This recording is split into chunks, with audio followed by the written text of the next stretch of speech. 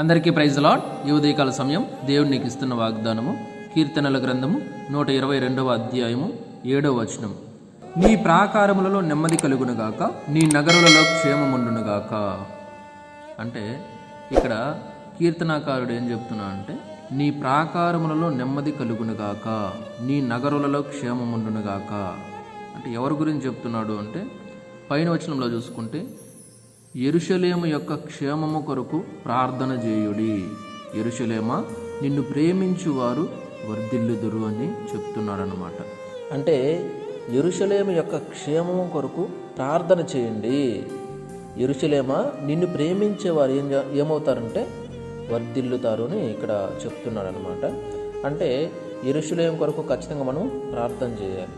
యెరూషలేము అంటే దేవుని నగరము. ప్రజలా కాబట్టి ఖచ్చితంగా మనము ప్రార్థన చేయాలి. యెరూషలేముని మనం ప్రేమించినామంటే మనం ఖచ్చితంగా వర్ధిల్లుతాం. దేవుని నగరం కదా, కాబట్టి వర్ధిల్లుతాం. ప్రజలా ఆ యెరూషలేము కొరకే చెప్తున్నాడు ఏమంటే, నీ ప్రాకారములలో నిత్యము నెమ్మది కలుగునుగాక, నీ నగరులలో నిత్యము క్షేమముండునుగాక అని చెప్తున్నాడు అనమాట. అంటే యెరూషలేముని ఎవరైతే ప్రేమిస్తారో వాళ్ళందరూ కూడా ఖచ్చితంగా వర్ధిల్లుతారు.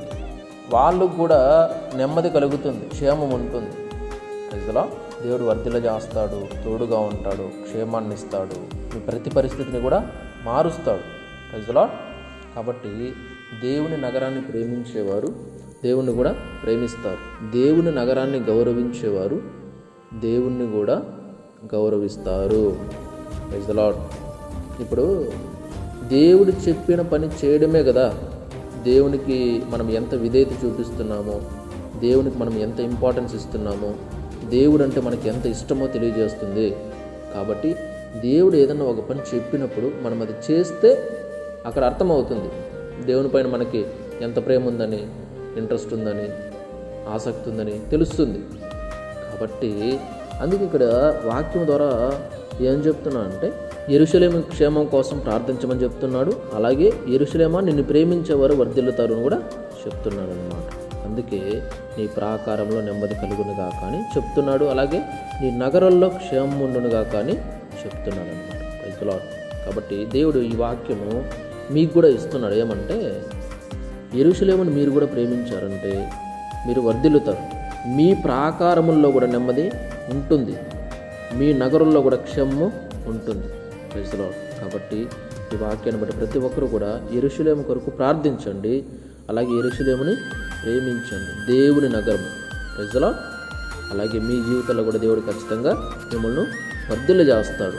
అలాగే నీ ప్రాకారముల్లో కూడా, అంటే నీ కుటుంబంలో కావచ్చు, నీ ఆత్మీయ జీవితంలో కావచ్చు, ఖచ్చితంగా నీ ప్రాకారముల్లో నీకు నెమ్మది కలుగుతుంది.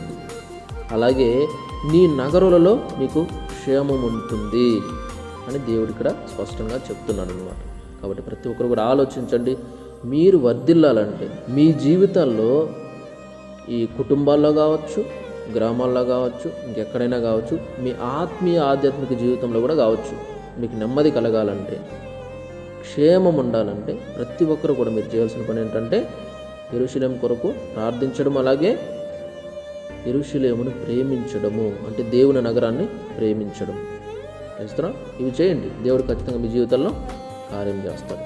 రండి ప్రార్థన చేసుకున్నాం. మహాపరిశుద్ధుడ, మహోన్నతుడ, సర్వాధికారి స్తోత్రములు అయ్యా. మీ కృపా కనికరాన్ని బట్టి మరొకసారి ఉదయకాల సమయంలో దేవ మా అందరినీ జ్ఞాపకం చేసుకున్నందుకు స్తోత్రములు అయ్యా. మా జీవితంలో మీరు కార్యం చేయబోతున్నందుకు స్తోత్రములు, మమ్మల్ని వర్ధిల్ల చేయబోతున్నందుకు కూడా స్తోత్రాలు చెల్లించుకుంటున్నాము దేవా. ఈ ఉదయకాల సమయంలో యెరూషలేమును ప్రేమించేవారు, యెరూషలేము క్షేమము కొరకు ప్రార్థించేవారిని నేను వర్ధిల్ల చేస్తానని మాట్లాడినందుకు స్తోత్రం. నీ ప్రాకారంలో నెమ్మది కలిగిస్తాను, నీ నగరంలో క్షేమం ఉండేలా చేస్తానని మాతో అందరితో మాట్లాడినందుకు స్తోత్రాలు చెల్లించుకుంటాను.